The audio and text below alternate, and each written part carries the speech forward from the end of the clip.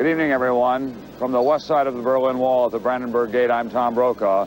The Brandenburg Gate, of course, is in East Berlin, and the sound that you hear and what you're seeing tonight, not hammers and sickles, but hammers and chisels as young people take down this wall bit by bit.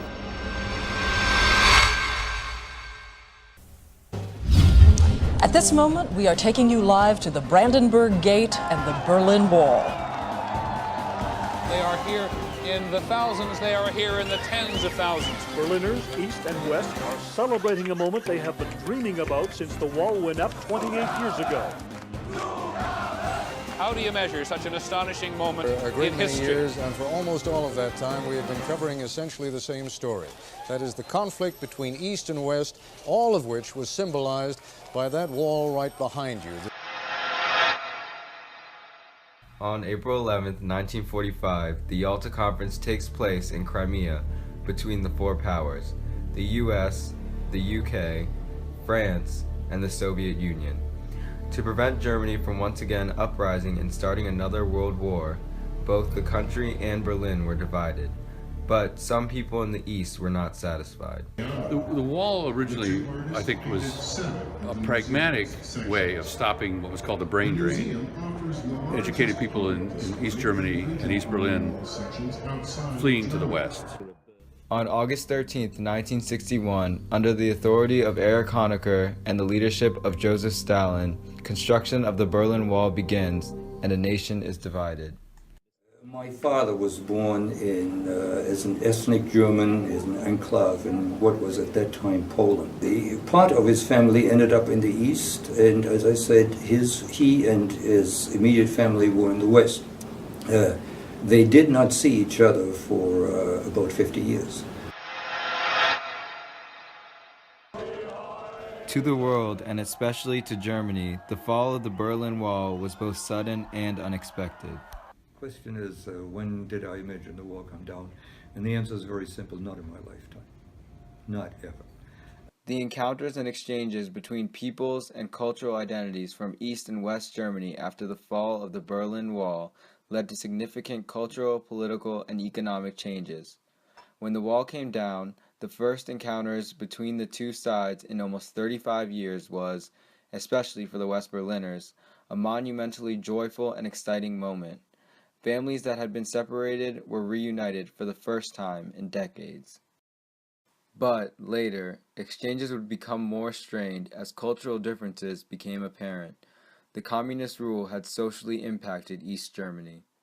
We always talked about in Germany that the wall was still in people's heads, that the attitudes were so different from the East and West, and still is to a certain degree today, because we're only one generation and we probably need a second and third generation for this mental wall to come down, that there's still some thinking in the East that is totally different from the West. And in school, for instance, they told us the West Germans are bad, you know. They are like capitalists, they have a lot of homeless people, they are not taking care of each other. Out of all the communist countries, we can say that East Germany was probably the most communist, maybe even communist than the Soviet Union itself, because they were in constant competition with the West. They had to build up their pride in the East in competition with the West. For the generation of my parents, it was really, really hard, you know. They grew up in the socialist country, and then, like, at school, at work, everywhere, they were told, well, capitalist countries are bad countries, you know, they are enemies, they are like slaughtering their people and stuff. And then the wall came down, and now they were friends, and now they had to, like, work with them and be nice with them. The whole society was paranoid, and this was the ultimate reflection of that paranoia. As both East and West Germans began to interact in the workplace, people soon realized that their political ideologies had become different.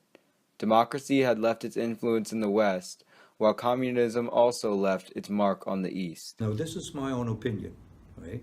Now, that the East would be much more liberal because they had lived through such an authoritarian regime. but it's just the opposite. The East is much more conservative now than the West is. And now, this suspicion about government, which the East Germans used to have but could not openly express, is being expressed more and more. And there's a certain discontent in the East still, that they feel a little bit like second-class citizens because they do not have the economy, they do not have the jobs that are in the West.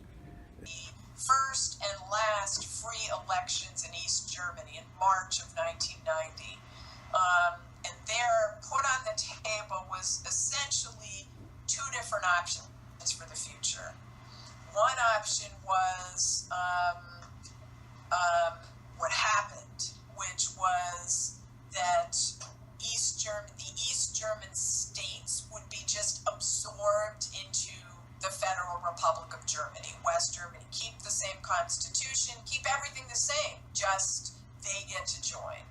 The other option was to have a constitutional convention of East Germans and West Germans and discuss, hey, what do we want this future united country to look like? Let's rewrite the Constitution. Let's sort of think about everything from the start, and we'll take some things from West Germany and some things from East Germany. The Western citizens began to develop a sense of bitterness as the weight of integrating East Germany into the capitalist economy took its toll.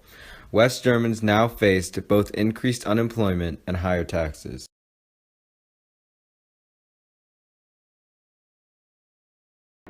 Those two systems to get together is very, very hard. And that was a big problem in this time, that the East German had to change their mind how the economy in West Germany works. So the problem was that East German products were not marketable worldwide. So many of the factories that were working to sell goods to Eastern countries, former communist countries, the communist countries did not honor their contracts anymore because they didn't want the East German lower quality, they wanted the West German higher quality. So East Germans were now also out of a job. If you went into a store in the 80s, the exchange rate was very favorable, and by using American dollars to buy West German marks and West German marks to buy East marks, you could multiply your value of your money by 10, 20 times. So if you went with $100, you suddenly had $2,000. The city where I come from, it was like an industrial city. We had like a really big steel mill who had like 13,000 workers. After the wall came down, only 1,100 persons worked there. To support the struggling East German economy, there would need to be a solution, though it would not make the West happy. It involved taxes and raising a tax, an income tax on everyone, East Germans and West Germans, initially of 7.5% for several years, and then it went down to 5.5% to pay to bring up the East German economy. The effects of the encounters and exchanges following the fall of the Berlin Wall can still be seen today. The fall has forever changed and shaped history, especially for the Germans. However different the sides may be, Germany is far better united than broken apart.